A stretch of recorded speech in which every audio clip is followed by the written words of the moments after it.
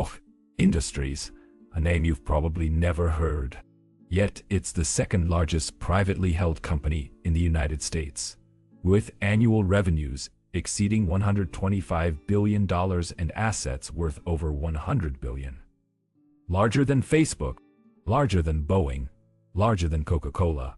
It owns oil refineries, pipelines, chemicals, paper mills, ranches spanning millions of acres, and even the paper towels you use in your kitchen. But what few people know is that behind this empire stands a family that didn't just build wealth. They built a political machine so powerful it quietly reshaped American democracy itself. The Koch brothers, Charles and David, inherited a modest oil refinery from their father and transformed it into one of the most influential business and political operations in modern history. They funded movements that changed laws. They created think tanks that influenced Supreme Court decisions. They built a network so vast and so secretive that political scientists call it a shadow political party. And they did all of this while staying almost completely invisible to the public eye. This is not a story about Republicans or Democrats. This is a story about power. About how two men used billions of dollars to reshape the rules of the game itself. About how family business became a force that operates beyond elections, beyond public debate, beyond democratic accountability. The Koch dynasty represents something unprecedented in American history. And understanding how they built it reveals truths about wealth and influence that most people never see. The story begins not in luxury but in struggle. In the small industrial town of Quanah, Texas, in the early 1900s, Fred Koch was born to a Dutch immigrant father who ran a modest newspaper. The family wasn't poor, but they weren't rich either. Fred grew up in a hard-working middle-class household, learning the value of discipline and ambition early. His father instilled in him a fierce independence and a belief that success came from innovation, not inheritance. Fred was brilliant. He studied chemical engineering at MIT, graduating in 1922 with top honors. But what happened next would shape everything. Fred developed a revolutionary process for refining heavy crude oil into gasoline, making it possible to extract more value from previously unusable oil. It was a breakthrough.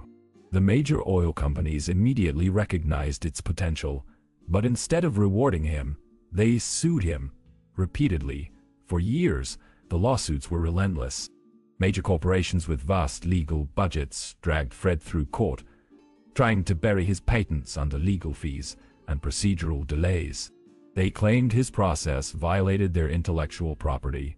Fred believed they were simply trying to crush competition. He fought back for over a decade, from the late 1920s through the 1930s, spending nearly all his earnings on legal battles.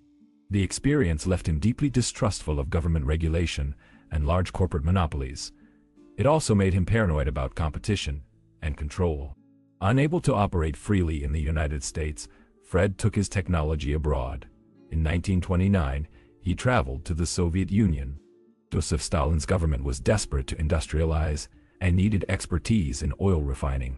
Fred built 15 refineries for the Soviets between 1929 and 1932, training Russian engineers and transferring his technology.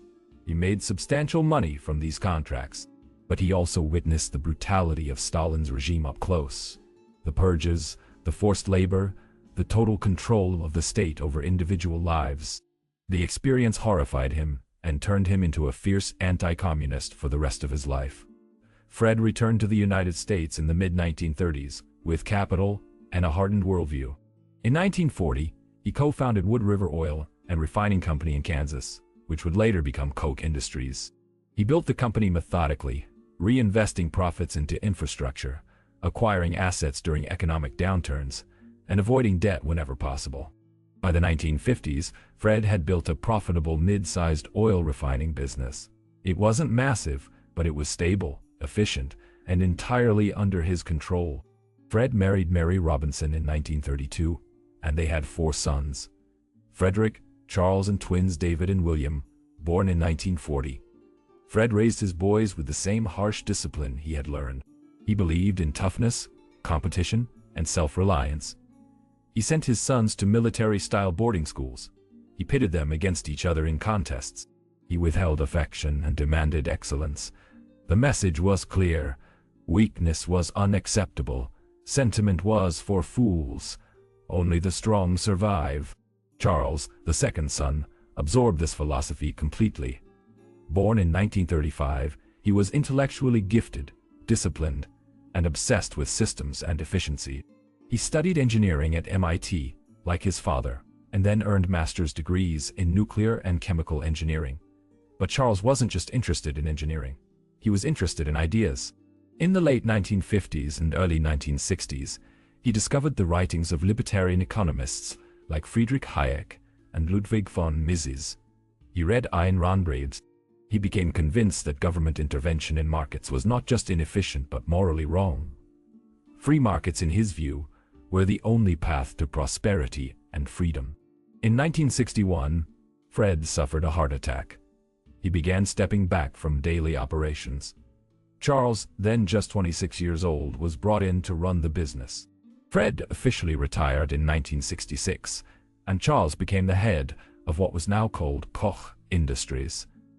Fred passed away in 1967, leaving the company to his 4 sons. But the inheritance was not equal. Charles and David received the majority of shares.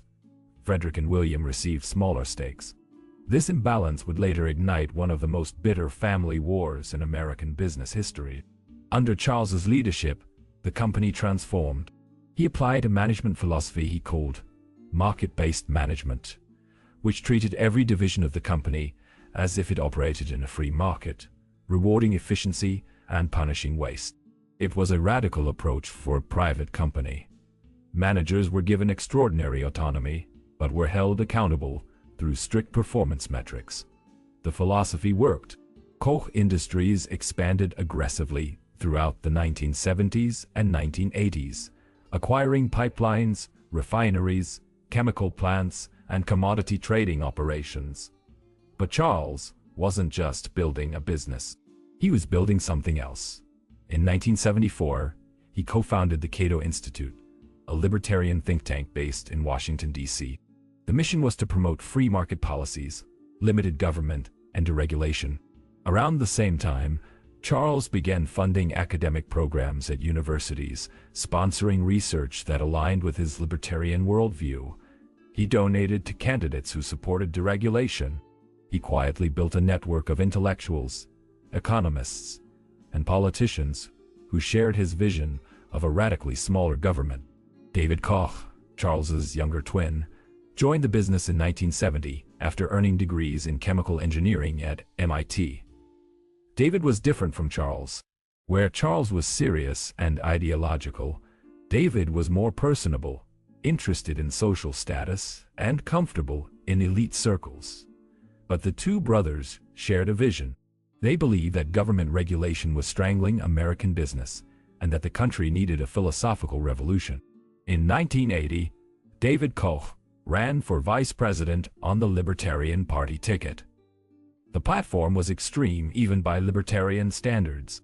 It called for the abolition of Social Security, the FBI, the FBIA, public schools, and most federal regulations. David personally spent over $2 million on the campaign. They won just 1% of the vote. It was a disaster. But David learned a valuable lesson. You don't change America by running for office. You change America by funding the people who win. Throughout the 1980s and 1990s, the Koch brothers refined their strategies. Instead of supporting fringe third parties, they would support mainstream candidates and fund the intellectual infrastructure that shaped policy debates. They donated to Republican candidates who supported deregulation, lower taxes, and limited environmental rules. They funded think tanks that produced research questioning climate science, criticizing labor unions, and promoting privatization of public services. They built a pipeline from academia to policy. But the business kept growing. Koch Industries acquired Georgia Pacific in 2005 for $21 billion, one of the largest leveraged buyouts in history. Suddenly, Koch Industries wasn't just in oil and chemicals. It owned vast timber forests, paper mills, and building materials operations. The acquisition made Koch one of the largest landowners in America.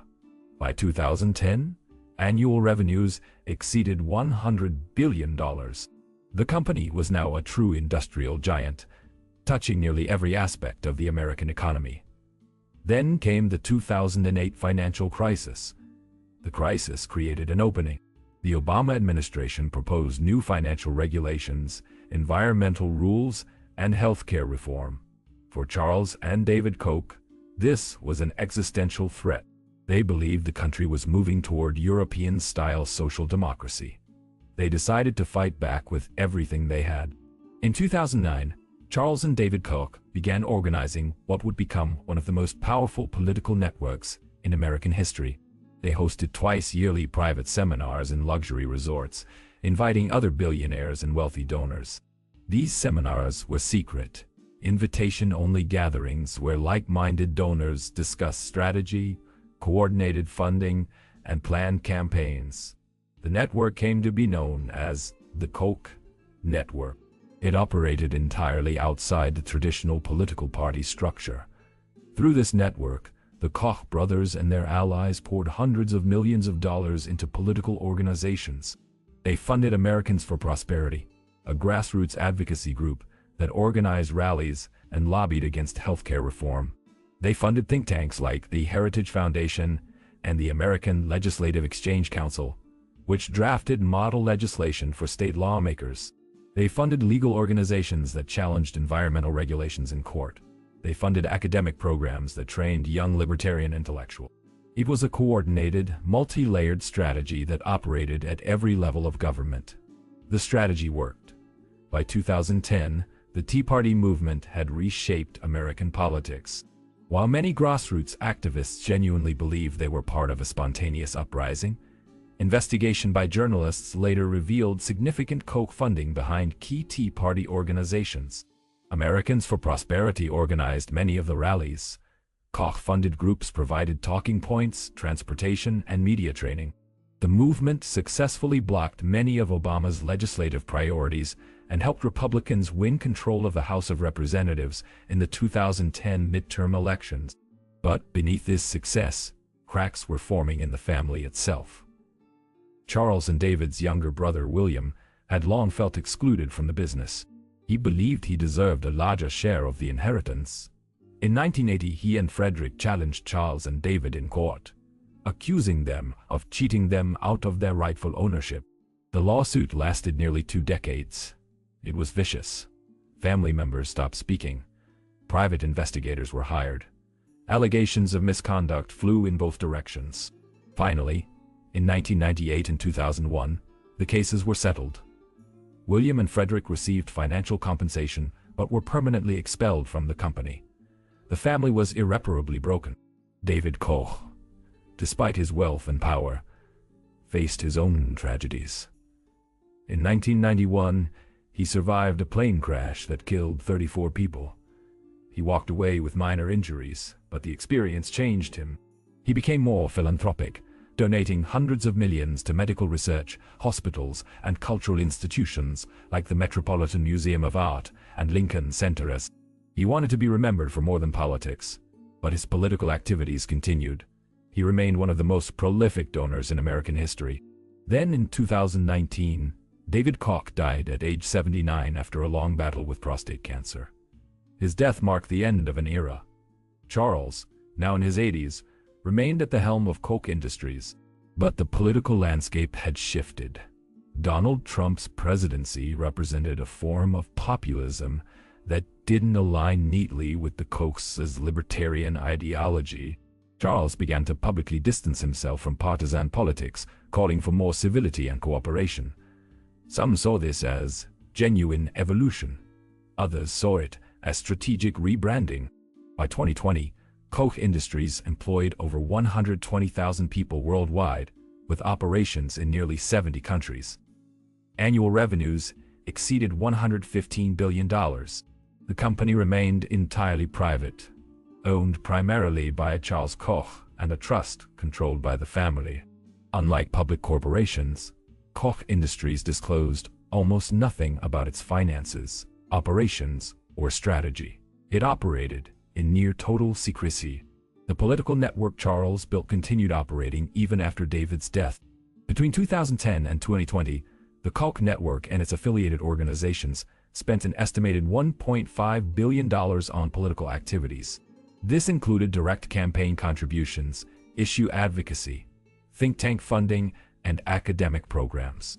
It was one of the most expensive sustained political campaigns by any private organization in American history, and it achieved results. Environmental regulations were rolled back, tax rates were lowered, labor unions were weakened, Supreme Court justices sympathetic to libertarian legal theories were appointed. But what was the cost? Critics argue that the Koch network undermined democratic norms by allowing a small group of wealthy individuals to exert disproportionate influence over public policy.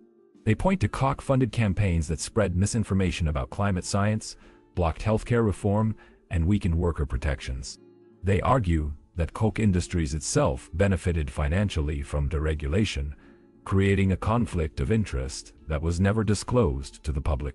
Supporters argue that the Koch brothers simply exercised their constitutional rights to free speech and political participation. They point to the Koch's donations to criminal justice reform, immigration reform, and poverty alleviation programs. They argue that Charles Koch's philosophy of principled entrepreneurship created jobs and prosperity. They insist that the Koch's influence is no different than that of liberal donors like George Soros or Tom Steyer, who also spend vast sums on political causes. The truth is more complex. The Koch dynasty represents a fundamental question about democracy and capitalism. At what point does wealth translate into power that operates beyond democratic accountability? When does influence become control? The Koch brothers didn't just build a business. They built an ideological ecosystem that spans universities, think tanks, legal organizations, media outlets, and political campaigns. They created a machine designed to shape public opinion, change laws, and redefine the role of government itself. And they did it almost entirely in private. Most Americans have never heard of Koch Industries. They don't know that the gasoline in their car might come from a Koch refinery, that the paper towels in their kitchen might come from a Koch mill, or that the fertilizer on their lawn might come from a Koch chemical plant. They don't know that the think tank report cited in a news article might be funded by Koch money, or that the academic study influencing policy might come from a Koch-sponsored research program. This invisibility was intentional. Charles Koch once said that he had no interest in being a public figure. He wanted results, not recognition. He built a system that could operate independently of any single election, any single politician, or any single public debate. It was a long-term strategy designed to change the rules of the game itself.